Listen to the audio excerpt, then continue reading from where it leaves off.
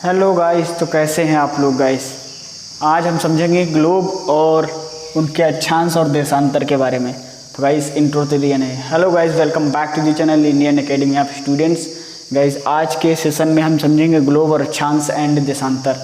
और प्रॉमिस है गाइस कि इस क्लास को देखने के बाद भी आपको अक्षांश और देशांतर यानी लॉन्गिट्यूड एंड लैटिट्यूड के बारे में कोई भी प्रॉब्लम नहीं रह जाएगी इसके रिगार्डिंग।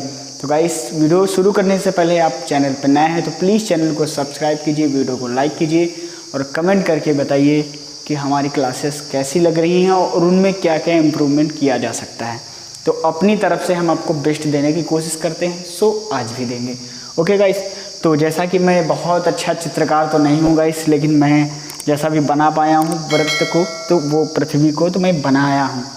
और गाइस ग्लोब क्या होता है, फर्स्ट ऑफ ऑल आपको ग्लोब में दिखाता हूँ। ये देखिए ग्लोब गाइस, ये है ग्लोब। इस ग्लोब को आप देख सकते हैं।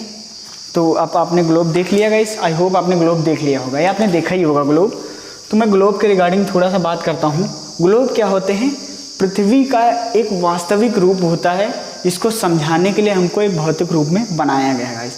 तो एक हिसाब से वास्तविक रूप ही पृथ्वी का होता है। थोड़ा सा पृथ्वी एक्चुअली ऐसी होती नहीं, वो थोड़ा होती है मतलब ऊपर से ध्रुवों पर ऐसे करके होते हैं, चाहे के लिए शेप के जैसे ही थोड़ा सा। ये नीचे भी चिपकी होती, ऊपर भी चिपकी होती, लेकिन हमको समझाने के लिए, हम लोग समझने के लिए ऐसे इन पृथ्वी को देखते हैं। तो आज सबसे पहले हम ग्लोब को, आप समझ गए ग्लोब क्या होता है। ग्लोब होता है, ज़्यादा इसमें कुछ डिफिनेशन वाली चीज़ नहीं है। ग्लोब क्या है, पृथ्वी का एक वास्तविक रूप है जो हम समझने के लिए उसको अब वैसे बनाते हैं। ओके, अब बात करते हैं कुछ चीज़ें होती हैं। तो सबसे पहले हम अक्षांशों को समझेंगे।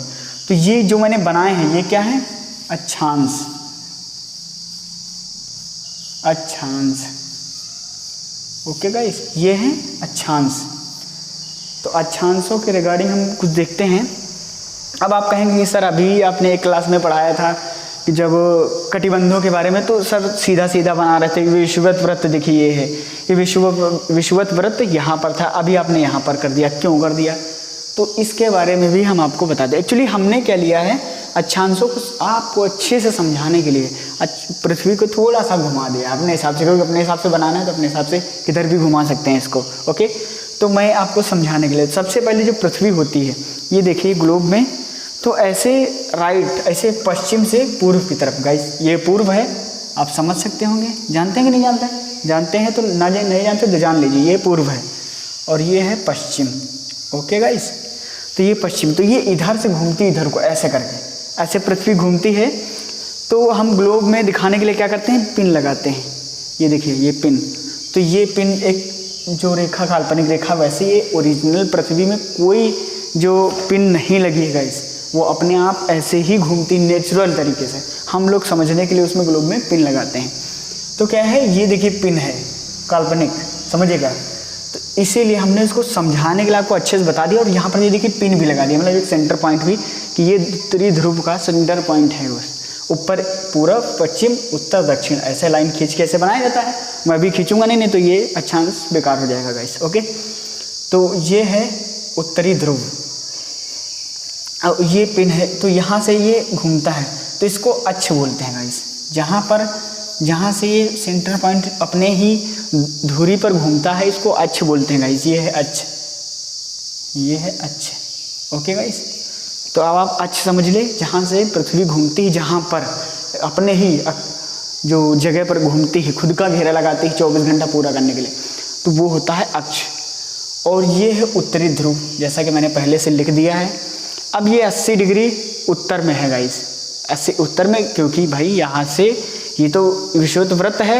मैंने पिछले वीडियो में आपको बताया था कि विषुवत वृत्त पृथ्वी को हाफ डिवाइड करता है।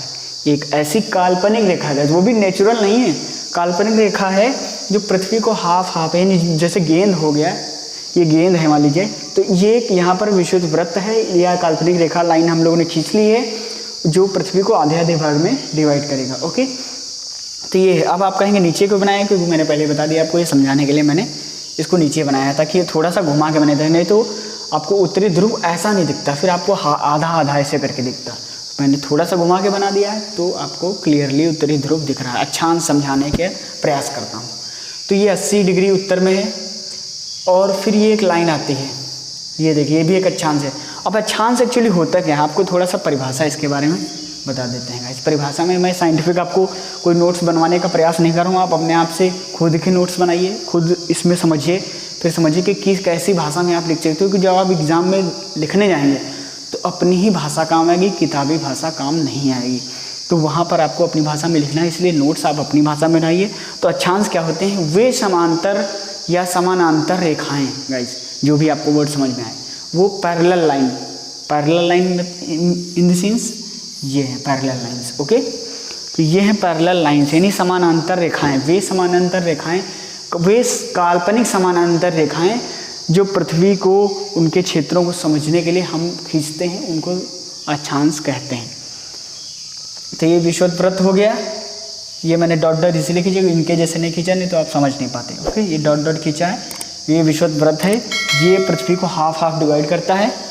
अब ये 80 डिग्री उत्तर में जो उत्तरी ध्रुव है, 60 डिग्री पर ये एक काल्पनिक रेखा खींची गई है, ये 40 डिग्री, ये 20 डिग्री। अभी आप कहेंगे सर ये डिग्री क्या है, तो ये विषुवत वृत्त जो होता है ये 0 डिग्री पर होता है, क्योंकि हाफ हाफ डिवाइड कर रहा है, तो ये आधा इधर आधा इधर, तो ये 0 डिग्री पर हो जाता है। अब अगर हम ये थोड़ा तिरछा अगर सीधा होता तो आपको अच्छे से और समझ आता है। ये मैं यहाँ पर चांदा उपस्थित नहीं है, नहीं तो आपको चांदा से मैं अच्छे से बता सकता हूँ। तो ये जब ये सीधी रेखा होगी, क्योंकि जब हमने आपको कटिबंध पढ़ाए थे तो ये सीधी रेखा होती है, लेकिन नीचे दिखाई गई इसलिए तिरछी दिखाई जा रही। तो रखेंगे तो यहाँ पर ये सेंटर पर 90 डिग्री, तो विषुवत वृत्त के 90 डिग्री में, यानी ये 90 डिग्री में ये उत्तरी ध्रुव वृत्त है, ये 80 डिग्री पर 90 डिग्री पर होता है उत्तरी ध्रुव। मतलब ये जो सर्किल है ये 80 डिग्री उत्तर में है, लेकिन सीधी रेखा देखी जाए तो 90 डिग्री पर उत्तरी ध्रुव होता है, 90 डिग्री पर ही दक्षिणी ध्रुव होता है। यानी यहाँ पर आप 90 डिग्री और यहाँ पर भी आप 90 डिग्री ले सकते हैं गाइस। ओके, तो ये 90 डिग्री पर होता है विषुवत वृत्त से। अब बात करते हैं कि जो अक्षांश रेखाएं होती हैं, उसके उत्तरी ध्रुव के बाद में क्या होता है, एक यहाँ पर मैंने आपको बताया था उष्ण कटिबंध था। ओके, कटिबंधों के बारे में हम यहाँ पर बात नहीं करेंगे क्योंकि मैं आपको बता चुका हूँ। फिर आती है यहाँ पर कर्क रेखा, कर्क रेखा के बाद में ऐसी यही है अक्षांश गाइस। तो इसमें अक्षांश में हमें लगता है कि अब कुछ आपको बचा नहीं है अक्षांश में बताने के लिए। तो ये जो रेखाएं हैं ये 360 डिग्री, अगर ये पूरा सर्किल हम विषुवत वृत्त का है, ये अगर हम पूरा खींचेंगे तो वो 360 डिग्री हो जाएगा। तभी तो पृथ्वी हमारी घूमती है 360 डिग्री। ओके, तो ये हो जाएगा। और अगर इनको सबको हम ऐसे ऐसे डिवाइड कर देंगे ऐसे करके, तो ये हर एक पार्ट 90 डिग्री हो जाएगा। ओके, क्योंकि हर एक पार्ट 90 डिग्री हो जाएगा। 9 चौको 36 0 यानी 36, 9 चौको 36 पूरे करेंगे 36 और 0 90 डिग्री से है ना, तो ये सब 360 डिग्री हो जाएंगे। आप आई होप आप समझ गए होंगे। ओके, तो ये 90 डिग्री के पार्ट्स बन जाएंगे सारे, यही होते हैं गाइस अक्षांश। यानी पृथ्वी हर एक 90 डिग्री का 1/4 पार्ट है, यानी 1/4 भाग है, 4 भाग हो जाएंगे पृथ्वी के। ओके, तो ये है अक्षांश। तो ये और उत्तर होता है, ये दक्षिण होता है। अब आई होप आपको अक्षांश के रिगार्डिंग कुछ पता नहीं होगा। तो अक्षांश क्या होते हैं, पैरेलल लाइंस जो हम विषुवत वृत्त के लिए खींचते हैं, यानी विषुवत वृत्त के जो पैरेलल लाइंस होती हैं वो होते हैं अक्षांश, और वो डिग्री में नापे जाते हैं गाइस। डिग्री मिनट में और मिनट सेकंड में नापे जाते हैं। ये भी उसके आगे आप इंडियन स्टैंडर्ड टाइम के बारे में भी हम बात करेंगे। अब आपको हम समझाते हैं जो देशांतर, यानी तो उनके बारे में हम समझते हैं थोड़ा सा, देशांतरों के बारे में आपको अच्छे से। ये गोला बनाना बड़ा मुश्किल हो जाएगा गाइस, बड़ी मुश्किल से बना ही पाए हैं, तो हम थोड़ा सा इसी में मिटा के जुगाड़ लगा के काम चलाते हैं। ओके गाइस, तो और गाइस आप किस किस सब्जेक्ट को पढ़ना चाहते हैं, या जो आपका वीक पॉइंट हो, मैं आपको सारे सब्जेक्ट्स पढ़ा सकता हूँ, इसमें नो प्रॉब्लम, आप उसकी टेंशन मत लीजिए। ओके, तो यहाँ पर एक पॉइंट हम बना लेते हैं यहाँ पर। जैसे कि अगर आपको ये पॉइंट नहीं बनाएंगे अच्छे वाला पॉइंट, तो आप समझ नहीं पाएंगे गाइस। ओके, तो यहाँ पर एक लाइन ऐसे खींचते हैं, क्योंकि ये तिरछी है ना, पृथ्वी हल्का सा अपने अक्ष से दाहिनी तरफ झुकी हुई, पूरब की दिशा में गाइस। अब आप समझ गए होंगे। ओके, नहीं समझते हैं तो नहीं जानते हैं तो जान लीजिएगा इस ये झुकी हुई है, ठीक है। तो अब ये जो देशांतर होंगे, ये जो सेंटर पॉइंट होगा यानी विषुवत वृत्त यहाँ पर होगा। अभी यहाँ पर नहीं बनाऊंगा, ये देशांतर समझाने के लिए आपको, ये देशांतर हैं। सबसे पहले देशांतर ही लिख देते हैं ताकि आपको समझ में आ जाए। ओके, तो देशांतर हैं। तो देशांतर कैसे होते हैं? तो देशांतर जब जैसे जैसे ऊपर बढ़ते हैं या नीचे बढ़ते हैं उनके बीच की दूरियां कम पड़ जाती हैं। ऐसे आप ऐसे समझ सकते हैं। अभी इसका नीचे का पॉइंट अगर दिखाएंगे तो ये भी आगे जाके मिल जाएगा गाइस। ओके, ये देखिए ऐसे होते हैं देशांतर गाइस। ओके, ये देखिए मैं बना पा रहा हूँ सही? हाँ यार, ठीक बन तो रहा है। हाँ, कोई दिक्कत नहीं, बन रहा है ठीक ठाक बन रहा है। वैसे मैं बहुत अच्छा चित्रकार नहीं हूँ, आप लोग बहुत अच्छा चित्र बनाते होंगे, मैं तो बहुत अच्छा नहीं बना पाता हूँ, लेकिन ये है कि हाँ समझा सकता हूँ आपको। तो ये हो जाएंगे देशांतर। हाँ यार, बन तो बहुत बढ़िया गया है, बहुत सही, गुड, बन तो गया है अच्छे से। तो ये होता है देशांतर गाइस। ये है सेंटर पॉइंट यानी अक्ष। ओके, अब ये जो लाइन होती है, ये वाली मैं आपको ये लाइन गाढ़ी कर दे रहा हूँ, क्योंकि जो देशांतर होते हैं ये ऊपर से नीचे और अक्षांश होते हैं वो पैरेलल होते हैं विषुवत वृत्त के, और विषुवत वृत्त को काटते हुए जो चलते हैं वो होते हैं देशांतर। तो देशांतर भी आप समझ गए होंगे क्या होते हैं। ये 0 डिग्री होता है, इसको मैं नीचे लिख दूँ, चाहे आप ऊपर लिख देता हूँ। ये 0 डिग्री, ओके, दिख रहा है ना 0 डिग्री, 0 डिग्री उत्तर। ओके, तो ये 0 डिग्री होते हैं, ये सेंटर पॉइंट है। अब यहाँ पर सेंटर पॉइंट क्यों? क्योंकि चीज़ों को समझने के लिए कि जैसा कि आप जानते हैं ब्रिटेन ने पूरी दुनिया पर राज किया, ब्रिटिश एम्पायर ने पूरी दुनिया पर राज किया, इसीलिए उसी के हिसाब से उसने सोचा कुछ ऐसा टाइम, कुछ चीज़ों को समझने के लिए कुछ ऐसी लाइनें खींचते हैं पैरेलल, और जो लंबवत रेखाएं खींचते हैं काल्पनिक, जो चीज़ों को समझने में आसानी हो, देशों की स्थिति समझने में आसानी हो, उनका समय मापने में आसानी हो। तो उन्होंने जो ब्रिटेन में जो एक जगह है ग्रीनिच का, वहाँ से एक लाइन खींचना शुरू किया पश्चिम से पूर्व की तरफ, तो वो पैरेलल वाली, ये उत्तर से दक्षिण की तरफ ऐसे करके ये। ओके, तो ये बन गया देशांतर। अब अगर आप देशांतर और अक्षांश की डिग्री के बारे में अगर आपको जानकारी है तो आप अपने जगह का पता जान सकते हैं। जैसे अगर आप इनको ऐसे जब अक्षांश खींचेंगे तो ये एकदम ग्रिड बन जाएगा, जाल जिसको बोलते हैं। ओके, तो ये हो गया सेंटर का जो मेन लाइन है, ये 0 डिग्री पे होती हैं। ओके, फिर यहाँ पर 0 डिग्री से आप 150 डिग्री यहाँ पर आ जाएगा, ये 150 डिग्री, ये 120 डिग्री, ऐसे करके डिग्रियाँ घटती जाएंगी, और फिर यहाँ पर आ जाएगा फिर 0 डिग्री, सॉरी ये होता है 180 डिग्री, सॉरी फॉर दैट, मैं थोड़ा सा आपको गलत जानकारी दे गया, एक्चुअली ध्यान नहीं दिया। ये होता है 180 डिग्री। ओके, और ये हो गया आपका 0 डिग्री, यहाँ से लेंगे क्योंकि चांदा ऐसे रखेंगे गाइस, ऐसे चांदा रखेंगे तो 90 डिग्री इधर आएगा। ओके, या ऐसे चांदा रखेंगे 90 डिग्री, एक्चुअली होता दोनों 0 डिग्री, चाहे इसको 180 मानो चाहे इसको आप 180 मानो। जब पूरे को हम लेंगे तभी 180 मानेंगे, अदरवाइज किधर भी पॉइंट को आप 0 मान सकते हो। ओके, तो तिरछा देखेंगे तो 180 या 120 है, ये आपका आ जाएगा 90 डिग्री। यहाँ पर जो थोड़ा तिरछा है तो यहाँ पर आपका ये 90 डिग्री जो है वो आ जाएगा। 120 के बाद में सीधा 90, क्यों सीधा आ जाएगी? क्योंकि थोड़ा तिरछा है ना, तो इस वजह से यहाँ पर 90 डिग्री आएगा। तो चीज़ों को समझने के लिए हम ये देशांतर लाइनें खींचते हैं। ओके, ये काल्पनिक रेखाएं होते हैं। तो ये जो है देशांतर है। आप समझ गए ना चीज़ों को क्या है? तो जो याम्योत्तर कहते हैं, प्रमुख याम्योत्तर, क्यों? क्योंकि विषुवत वृत्त को ऐसे जैसे यहाँ पर देखिए, ये आप विषुवत वृत्त जो हो जाएगा, तो अगर हम ये अक्षांश रेखाएं खींचेंगे ऐसे करके, ये देखिए मैं आपको ग्रिड बना ही देता हूँ ताकि आप समझ जाएं अक्षांश अच्छे से। तो ये ग्रिड बन गया है। तो ये जो है प्रमुख याम्योत्तर हो जाएंगे, जगहों काटने वाले। अब जैसे अगर ये हम विषुवत वृत्त मान लें इसको 0 डिग्री, तो जो जैसे यहाँ पर रेखा काटी तो डिग्री मान लीजिए, यहाँ पर आपका कोई प्लेस है तो आप उसको अच्छे से समझ जाएंगे आई होप। और बाकी इसमें कुछ चीज़ें समझने के लिए बचा नहीं है। अब इंडियन स्टैंडर्ड जो टाइम होता है उसके बारे में थोड़ा सा समझते हैं। ये देखिए, ये बुक है, ये भारत का नक्शा है।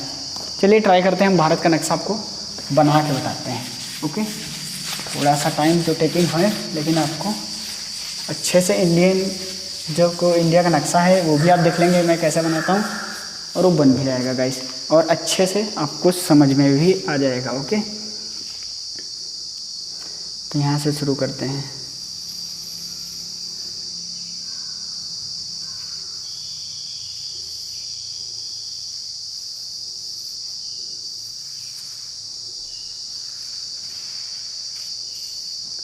गाइस हमें लग रहा है बहुत अच्छा तो बन नहीं पाएगा, लेकिन जैसा भी बन पाएगा गाइस आपको समझाने के लिए काफ़ी होगा।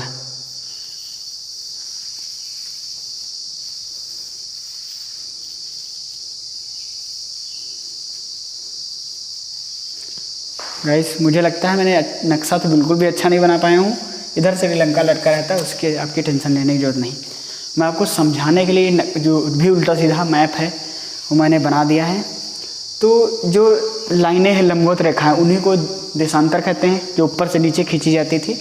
उन्हीं से स्टैंडर्ड टाइम जो है वो कैलकुलेट होता है। तो अगर बराबर से लाइनें जो पृथ्वी से आ रही थी, तो भारत में ऐसे एक लाइन गुजर रही थी, एक लाइन ऐसे गुजर रही थी, यहाँ से एक लाइन अरुणाचल प्रदेश की इधर से गुजर रही थी। अब आप देखिए, अगर हम यहाँ का टाइम लेते तो ये दूरी बढ़ जाती, और यहाँ का टाइम लेते तो इसके टाइम में अंतर पड़ जाता। क्यों? क्योंकि ये जो दूरी है ये 60 डिग्री पे, 68 डिग्री पूर्व में स्थित है। ओके, ये क्योंकि पूरा देश ही पूर्व दिशा में। अब आप ये मत समझ लीजिएगा देश से हम जब डिवाइड करेंगे तो पूर्व पश्चिम इधर हो जाएगा, लेकिन पूरी दुनिया के बीच में अगर डिवाइड करें तो हम लोग देश उत्तर पूर्व दिशा में स्थित हैं। और ये है गाइस, ये 97 डिग्री पूर्व में स्थित है। ओके, ये 97 डिग्री पूर्व में है। तो फिर हम लोगों ने एक स्टैंडर्ड टाइम को, अब यहाँ जितने बजते, जब 12 यहाँ बजते तो यहाँ कुछ और ही बजता गाइस। इसलिए हम लोगों ने अच्छे से अपने टाइम को डिवाइड करने के लिए एक जो मिड में लाइन खींची, काल्पनिक रेखाएं जैसा कि सभी हैं, तो ये भी एक काल्पनिक रेखा ही है। और ये जो खींची गई ये 82.5 डिग्री, 82 सही 1/2 डिग्री पूर्व में खींची गई। ओके, तो ये इंडियन स्टैंडर्ड टाइम हो जाएगा गाइस। और एक चीज़ एडिशनल जानकारी आपको दे दें, तो अब आप समझ गए होंगे कि ये है मानक याम्योत्तर, इसी को बोलते हैं मानक याम्योत्तर। ओके, आई होप आप समझ गए होंगे। इसी को बोलते हैं इंडियन स्टैंडर्ड